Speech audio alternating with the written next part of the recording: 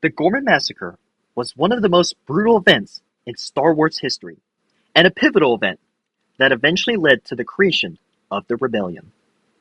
Depicted in Disney Plus's 2022 series Andor, the Ghorman Massacre showed how brutal the Empire is when it comes to getting what it wants from other planets.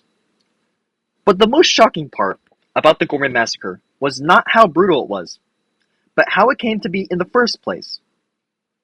By utilizing propaganda, manipulation, and disproportional punishment, the Empire was able to convince the rest of the galaxy that the Ghorman Massacre was justified, drawing similar parallels to real-world tactics used by colonial powers when colonizing other countries.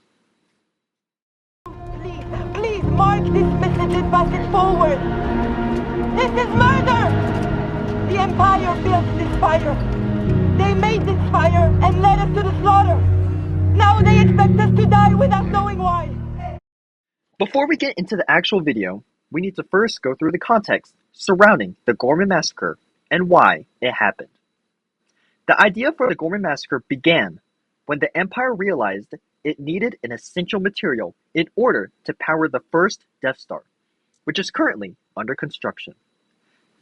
This material is called calcite, and the only source of it is on the planet Ghorman, which in the Star Wars timeline is a wealthy planet known across the galaxy for its clothing. However, the Empire realizes that mining this ore would cause the planet to split, making it virtually uninhabitable. So, the Empire decides to devise a plan to create an insurrection on the planet to justify relocating the Ghor so that they can mine the planet to death. Now, we've promised delivery in 3 years. That delivery is dependent on some version of Ghorman calcite to coat the reactor lenses.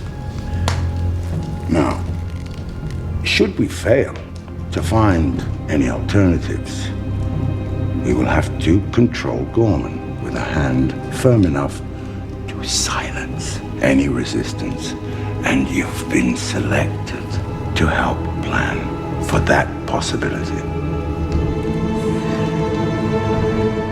The first step in the Empire's plan was to frame the Ghor as violent insurrectionists in order to gain the support of the public at home.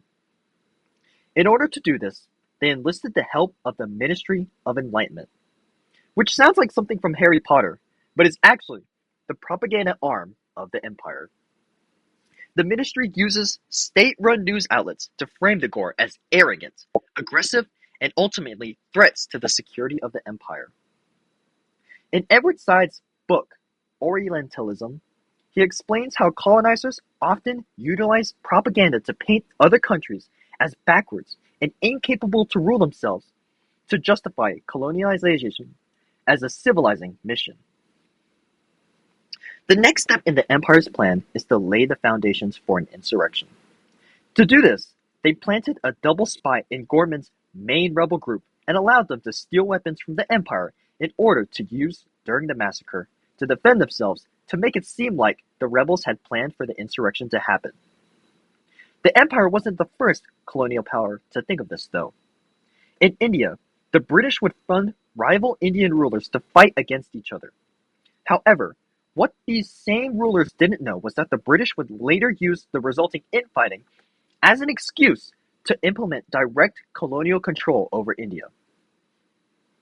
Finally, all the Empire had to do was to make a spark for the plan to work. To do this, they first built an armory over the Ghor's sacred Monument of the Fallen in order to anger the Ghors, who in turn organized a massive peaceful protest. However, the Empire then surrounded the protesters and then, shockingly, set up a sniper to shoot at one of their own, causing a free fire to break out. The ensuing massacre then allowed the Empire to take control of Ghorman, sealing the Ghor's fate. In J.A. Hobson's Imperialism, a study, he describes this phenomenon as imperial crises, where a colonial power will exaggerate or influence crises as pretext to legitimize broadband imposition of authority over their colonies.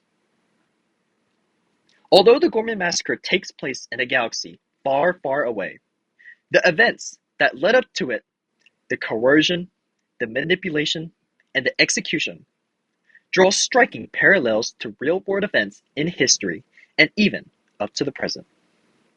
The depiction of the Ghorman Massacre was so shocking to the Star Wars community when it first came out, not just because it was the first time where it showed how cruel the Empire was, but because of how relatable it is today and the events that are currently happening. Thus, this event in Andor not only serves as a reminder of history, but that if we don't learn from it, history will repeat itself, even in a galaxy far, far away.